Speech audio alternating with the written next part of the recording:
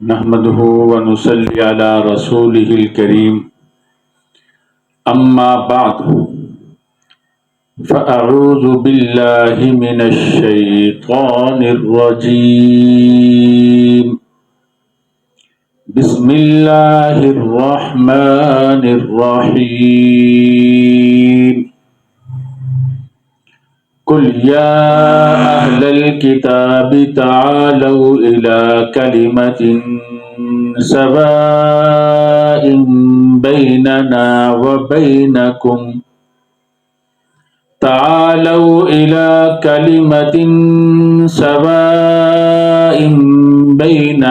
وبينكم ألا نعبد إلا الله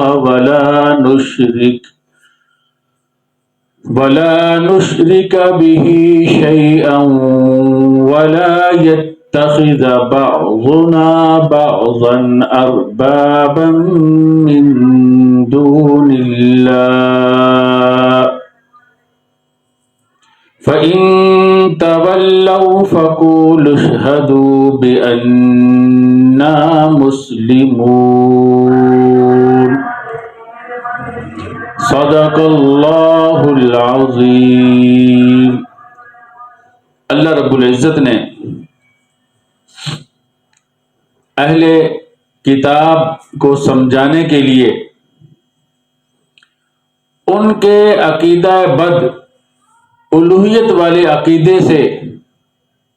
ان کو باز رکھنے کے لیے، روکنے کے لیے اللہ رب العزت نے حضرت عیسیٰ علیہ السلام کے احوال اور اطوار کو اس طریقے پر اور تفصیل سے بیان کیا کہ ہر حالت اور ہر طور اور عادت یہ بتلا رہی تھی کہ حضرت عیسیٰ علیہ السلام اللہ کے بندے ہیں اور اللہ کے رسول ہیں، اور انہوں نے بھی اپنے ہر وقت، اپنے ہر معجزے کے ساتھ، اپنی ہر حالت کے ساتھ اعتراف کیا کہ میں اللہ کا بندہ ہوں اور اللہ کا رسول ہوں۔ اور پھر آگے چل کر اللہ رب العزت نے عیسائیوں کے دلوں میں جو ایک گرہ لگی ہوئی تھی وہ کیا تھی کہ ان کا باپ کون ہے، اللہ رب العزت نے اس کو بھی کھول دیا۔ فرمایا ان مثل عیسیٰ عند اللہ کمثل آدم خلقہ من تراب ثم قال له کن فیکون، کہ تخلیقی حالت ان کی جو ہے وہ آدم علیہ السلام کی طرح ہے۔ اللہ رب العزت نے ان کو ماں اور باپ دونوں کے بغیر پیدا کیا اپنے کلمہ کن کے ساتھ، تو عیسیٰ علیہ السلام کو بھی اللہ رب العزت نے اپنے کلمہ کن سے پیدا کیا ہے۔ ان کی والدہ ہے تو آدم علیہ السلام کی حالت جو ہے وہ ان سے زیادہ تعجب والی ہے۔ پھر بھی جب ان کی ہٹ درمی دیکھی تو اللہ رب العزت نے ان کو مباہلہ کا کہہ دیا کہ مباہلہ ان سے کرو۔ جب مباہلہ کے بارے میں انہوں نے سنا،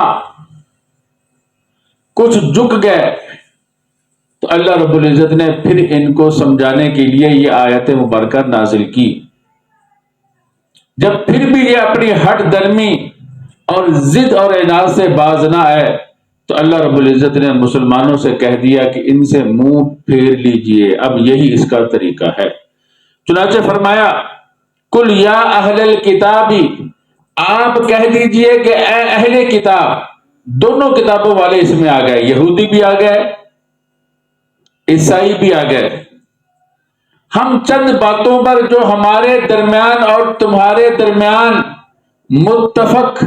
علیہ ہیں، تمہاری کتابوں میں بھی ہے، ہماری کتابوں میں بھی، تمہارے نبیوں نے بھی بیان کی اور امام الانبیاء بھی وہی بیان کر رہے ہیں۔ تم بھی ان باتوں کو مانتے ہو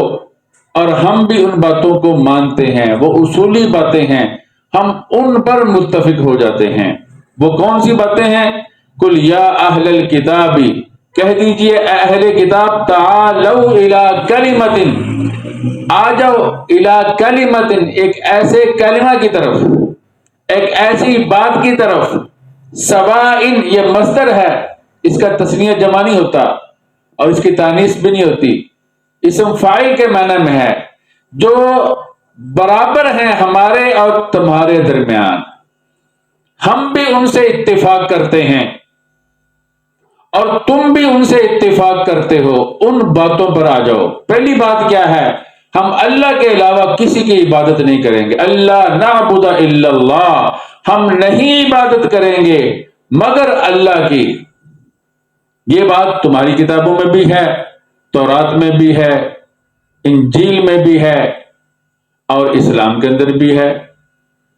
تو اس بات پر آ جاؤ، اللہ نعبد الا اللہ، ہم اللہ کے علاوہ کسی کی عبادت نہیں کریں گے۔ اور تم جو کہتے ہو، یہودی کہتے ہیں عزیر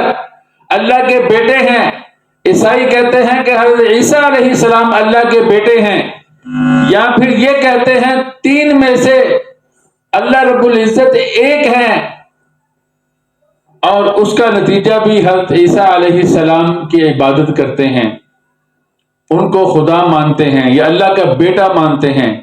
اس سے باز آ جاؤ، اللہ نعبد الا اللہ، ہم کسی کی عبادت نہیں کریں گے، صرف اللہ کی۔ اور آج کے دور کے بھی جو بدعتی ہیں، مشرک ہیں، ہم ان سے بھی یہی کہتے ہیں۔ اس بات پر آ جاؤ، اللہ کے علاوہ کوئی عبادت اور بندگی کے لائق نہیں، کہیں کسی قبر کو سجدہ نہیں کریں گے۔ اللہ کے نبی صلی اللہ علیہ وسلم نے اپنے آخری مرض میں،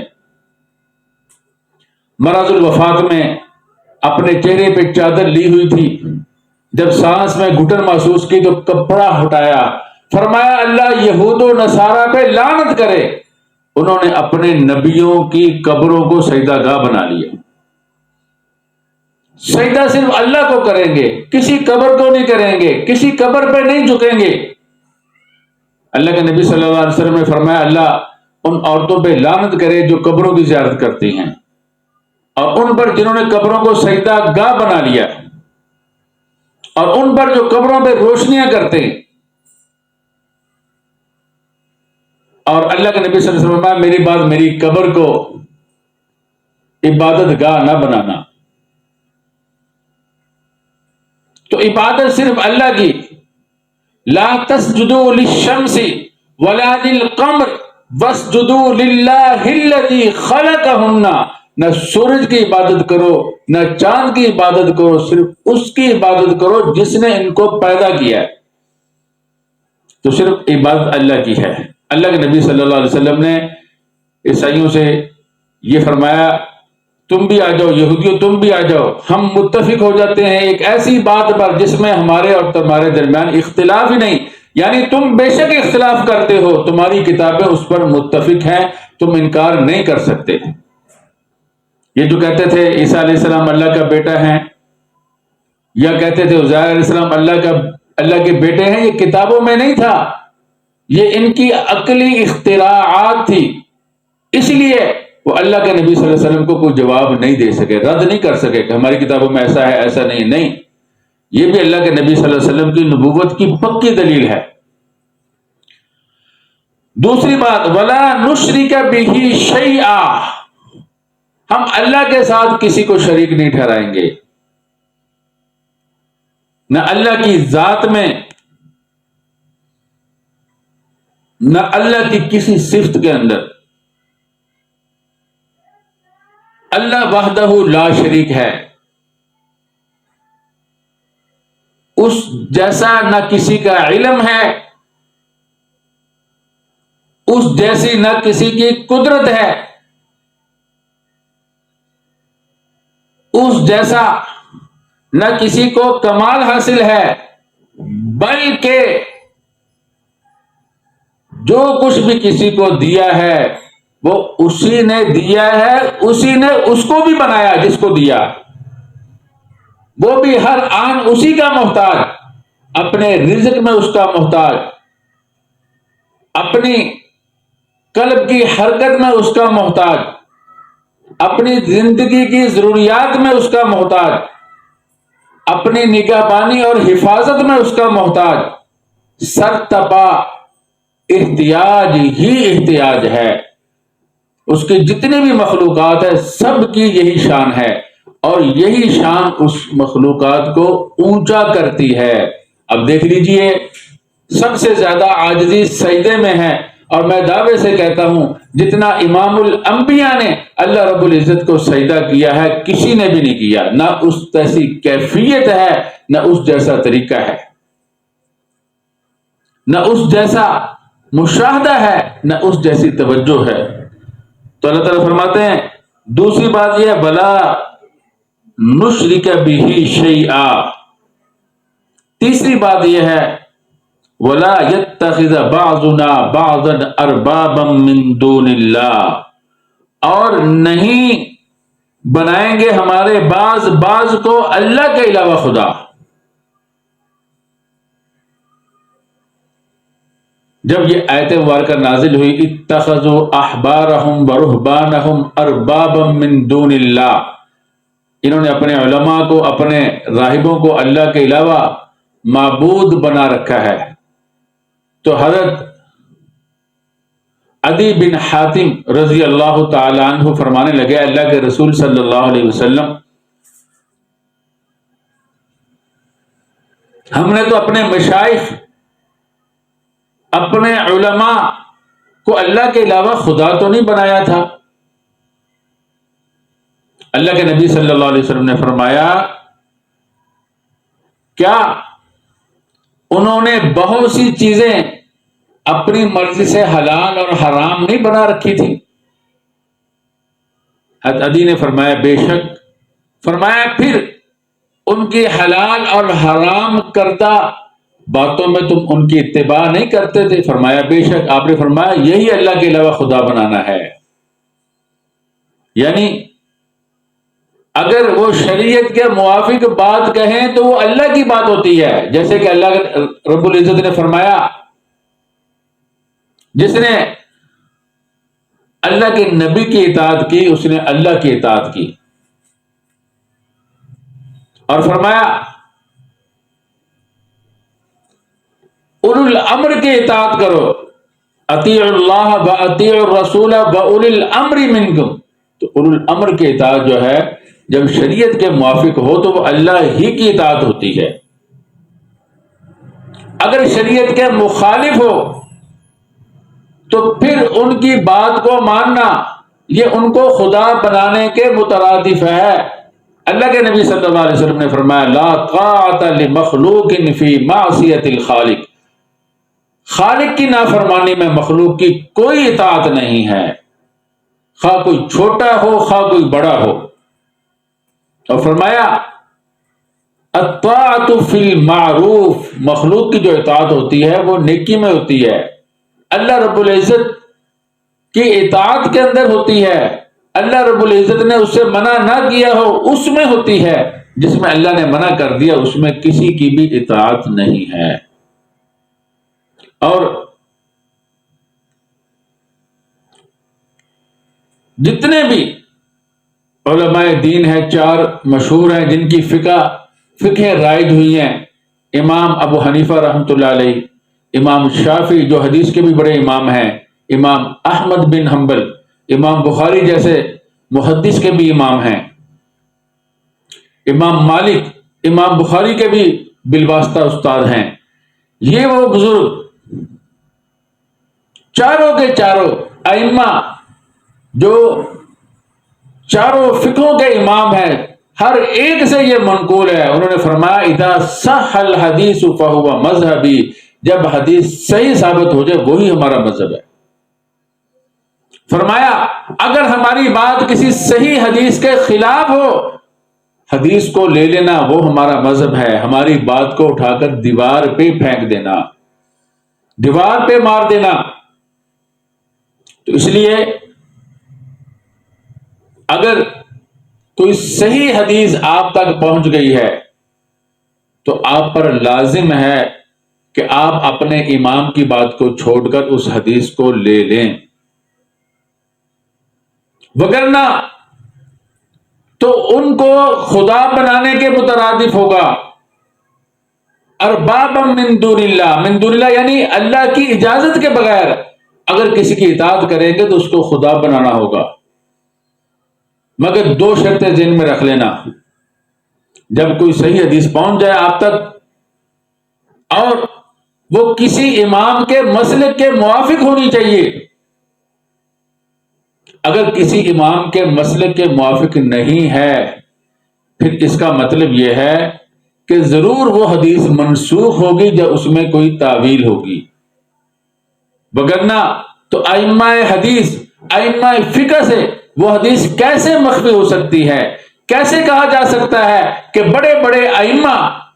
وہ اس حدیث سے غافل رہے اور آپ کو اس حدیث کے بارے میں علم ہو گیا؟ نمبر دو، تیسری یا چوتھی صدی کے اندر اجماع ہو چکا ہے کہ فقہ، چار فقہ ہیں، دین پر چلنے کے چار ہی راستے ہیں، پانچواں کوئی راستہ نہیں۔ دین کی جتنی بھی تشریعات ہو سکتی تھی وہ چار فقہوں کے اندر بند ہو گئی، پانچواں کوئی راستہ نہیں۔ یہ امت کا اجماع ہے۔ نبی اکرم صلی اللہ علیہ وسلم نے فرمایا میری امت کبھی گمراہی پہ جمع نہیں ہو سکتی۔ معلوم ہوا کہ حق ان چاروں میں سے کسی ایک میں ہے، تو وہ حدیث کسی امام کے مسلک کے موافق ہونی چاہیے، اس لیے کہ اجماع ہو چکا ہے کہ حق ان چاروں میں سے کسی ایک میں ہے، تو لہٰذا اس حدیث کی جو تشریح کسی امام نے کی ہے وہ اسی کو لینا چاہیے، اپنی مرضی سے نہیں۔ اور جب پوری دنیا، پوری امت کا اجماع ہو گیا کہ حق جو ہے وہ چاروں فقہوں میں کسی ایک میں ہے، یہی وجہ ہے امام بخاری بھی ہیں، وہ بھی کسی نہ کسی فقہ کو لیتے ہیں، امام مسلم بھی شافعی ہیں، امام ابو داؤد، اسی طرح امام ترمذی، جتنے بھی بڑے بڑے محدثین ہیں سب، اور اسی طرح امام ترمذی شافعی ہیں، تو جتنے بھی بڑے بڑے محدثین ہیں وہ سارے کے سارے کسی نہ کسی، ان چاروں اماموں میں سے کسی نہ کسی کے مقلد ہیں، اس لیے کہ اجماع ہو چکا ہے کہ قرآن کی کوئی تشریح ان چاروں تشریعات سے خارج نہیں ہو سکتی، اسی طرح حدیث کا کوئی معنی ان چاروں تشریعات سے خارج نہیں ہو سکتا، امت کا اجماع ہو گیا۔ اس لیے حدیث کا جو بھی معنی لینا ہے وہ ہونا چاہیے جس پر کسی نہ کسی امام کا عمل ہو، چاروں ائمہ میں سے، وگرنہ تو اجماع کے خلاف ہوگا۔ تو چنانچہ فرمایا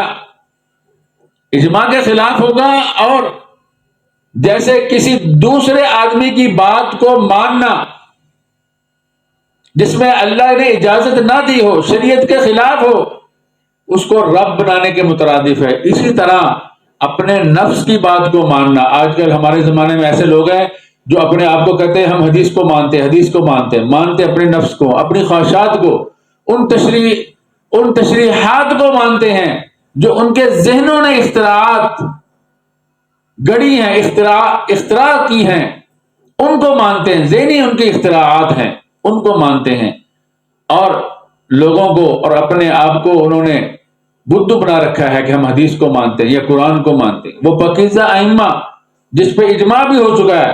ان کی باتوں کو نہیں مانتے، اپنے ذہن میں جو بات آتی ہے وہ مانتے ہیں، وہ کہتے ہیں ہم حدیث کو مانتے ہیں، نہ حدیث کے بارے میں پورا علم ہے، نہ ذخیرہ احادیث سے واقف ہے، بس اوقات ایک حدیث کچھ کہتی ہے، اور جیسے قرآن کریم کی آیات آپ کے سامنے روز درس ہوتا ہے، اس سے کچھ اور سمجھ میں آتا ہے، دوسری آیت کچھ اور بتلاتی ہے، تو اس کو ساتھ لے کر اس کا معنی واضح ہوتا ہے۔ اسی طرح ایک حدیث کے معنی کو سمجھنے کے لیے باقی احادیث کا بھی علم ہونا چاہیے، قرآن کریم کا بھی علم ہونا چاہیے، دین کی ضروریات کا بھی علم ہونا چاہیے،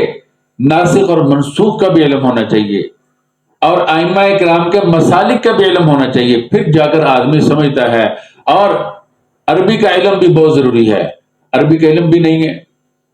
تو اس لیے ان باتوں کو ذہن میں رکھ کر اپنی رائے قائم کریں، وگرنہ تو پھر اسی میں آ جائیں گے۔ ولا، اللہ کے نبی صلی اللہ علیہ وسلم نے جو فرمایا، ولا یتخذ بعضنا بعضا اربابا من دون اللہ، تو اللہ کے بندوں سے، بلکہ جو اللہ کے خلاف کا ہے وہ اللہ کے بندے نہیں ہوتے، وہ شیطان کے بندے ہیں۔ نہ ان کے پیچھے چلو، نہ اپنے شیطان کے پیچھے چلو، نہ اپنی خواہشات کے پیچھے چلو، بلکہ اللہ اور اس کے رسول صلی اللہ علیہ وسلم کا جو حکم ہے اس کے پیچھے چلو، اور اس کو علماء نے جو سمجھا ہے، جو تشریحات علماء نے بیان کی ہے، وہ قبول کرو۔ وَلَا يَتَّخِذَ بَعْضُنَا بَعْضًا أَرْبَابًا مِّن دُونِ اللَّهِ،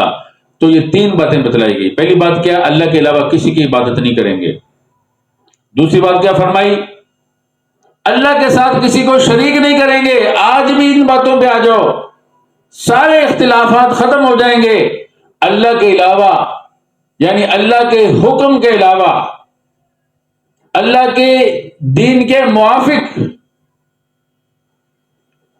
جس کا حکم نہ ہو اس کو نہیں مانیں گے۔ یعنی اللہ کے حکم کے علاوہ، دین کے حکم کے علاوہ کسی کی بات کو قبول نہیں کریں گے۔ خدا بھی اللہ کو مانیں گے، وحدہ لا شریک، اسی کو مانیں گے، عبادت بھی اسی کی کریں گے، حکم بھی اسی کا مانیں گے۔ یہ تین باتیں بس۔ جتنی بھی بدعات ہیں وہ شریعت کی اجازت سے نہیں ہیں، وہ من دون اللہ، اللہ کے علاوہ ہیں، شریعت کی اجازت سے نہیں ہے، اسی لیے ان سے منع کیا جاتا ہے۔ وہ کسی دوسرے کو خدا تسلیم کرنے کے مترادف ہے۔ اگر ان تین باتوں پہ آج بھی ہم متفق ہو جائیں تو ہمارے سارے اختلافات ختم ہو جائیں۔ نبی اکرم صلی اللہ علیہ وسلم نے، حضرت عبداللہ بن عباس رضی اللہ تعالیٰ عنہ فرماتے ہیں، مجھے ابو سفیان بن حرب نے بتلایا کہ ہم شام میں گئے ہوئے تھے تجارت کے سلسلہ میں، تو شام میں ہمیں ہرکل کی طرف، جو روم کا بڑا بادشاہ تھا، وہ ایلیا میں آیا ہوا تھا، اس نے ہمیں بلایا، اس لیے کہ نبی اکرم صلی اللہ علیہ وسلم کا خط لے کر حضرت دہیہ عظیم بصرہ کی طرف گئے، اور اس نے وہ خط ہرکل کی طرف بھیج دیا۔ تو ہرکل نے ان کو بلایا، تو فرماتے ہیں وہ خط کیا تھا؟ اس میں یہ لکھا ہوا تھا بسم اللہ الرحمن الرحیم، پھر لکھا ہوا تھا محمد صلی اللہ علیہ وسلم کی طرف سے، جو اللہ کے بندے اور رسول ہیں، روم کا جو بڑا سردار ہے ہرکل، اس کی طرف، اور فرمایا جو ہدایت کی اتباع کرتا ہے اسی کے لیے سلامتی ہے، اور فرمایا اسلام لے آؤ، اللہ تمہیں دوہرا اجر دے گا، اگر تم نے منہ پھیر لیا تو عوام کا بھی گناہ تمہارے اوپر آئے گا۔ اس کے بعد یہی آیت مبارکہ لکھی ہوئی تھی، قل یا اہل الکتاب تعالوا الی کلمۃ سواء بیننا وبینکم الا نعبد الا اللہ ولا نشرک بہ شیئا ولا یتخذ بعضنا بعضا اربابا من دون اللہ، کہ ہم اللہ کے علاوہ نہ کسی کی عبادت کریں گے، نہ اللہ کے ساتھ کسی کو شریک ٹھہرائیں گے، اور مانیں گے بھی صرف اللہ کی۔ یہ تین باتیں، اس کی طرف آ جاؤ۔ فَإِن تَوَلَّوْا، اگر تم نے منہ پھیر لیا، تو آج بھی ہمارے معاشرے کی یہ ضرورت ہے، تین باتوں کی طرف آ جاؤ، سارے اختلاف ختم۔ جو بھی چیز کام تم کرو، شریعت کی روشنی اس کو ملنی چاہیے، اس کے بغیر نہ ہو، اپنا صرف ذہنی اختراع نہ ہو، تو اس میں کامیابی ہے۔ اور پھر میں نے بتایا کہ حق جو ہے وہ ائمہ اربع کے مذاہب کے اندر بند ہے،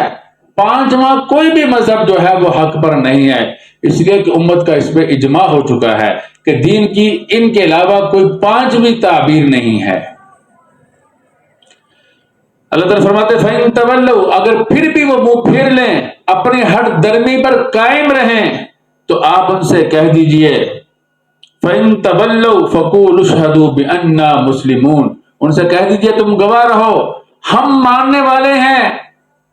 تمام انبیاء کو، ہم ماننے والے ہیں تمام شریعتوں کو،